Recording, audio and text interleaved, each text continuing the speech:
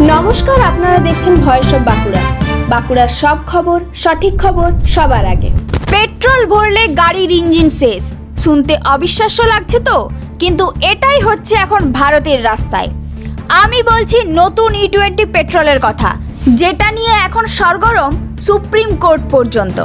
20% ethanol মেশানো এই petrol নাকি পরিবেশ বাঁচাবে, কিন্তু চালকেরা বলছেন ইঞ্জিন জ্যাম, মাইলেজ কম, পকেট ফাঁকা। 2023 সালের আগে তৈরি বেশিরভাগ গাড়ি নাকি এই জ্বালানির জন্য একেবারেই উপযুক্ত নয়।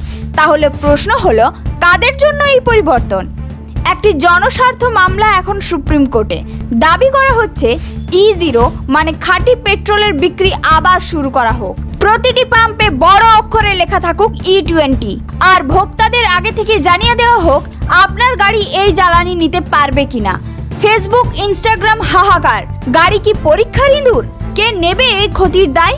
আর মজার ব্যাপার কি জানেন, বীমা কোম্পানিগুলোও নাকি দাবি ফেলছে, বলছে ভুল জ্বালানি ভরেছেন, আমরা কিছু করতে পারবো না। অর্থাৎ বীমা কোম্পানিগুলো আপনার গাড়ির ক্ষতির কোনো ক্ষতিপূরণ দেবে না E20 পেট্রোল ব্যবহারে। আপনার মত কি? উন্নয়নের নামে আপনার গাড়ির ইঞ্জিন পুড়বে আর আপনি চুপ করে থাকবেন? কমেন্টে লিখুন, E20 কি পরিবেশের নাম করে নতুন ব্যবসার ফাঁদ, নাকি সত্যি ভবিষ্যতের জ্বালানি?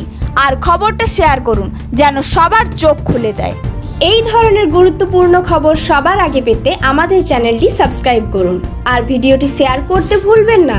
আপনার মতামত কমেন্টে জানান, আর লাইক শেয়ার করে ভয়েস অফ বাঁকুড়ার পাশে থাকুন।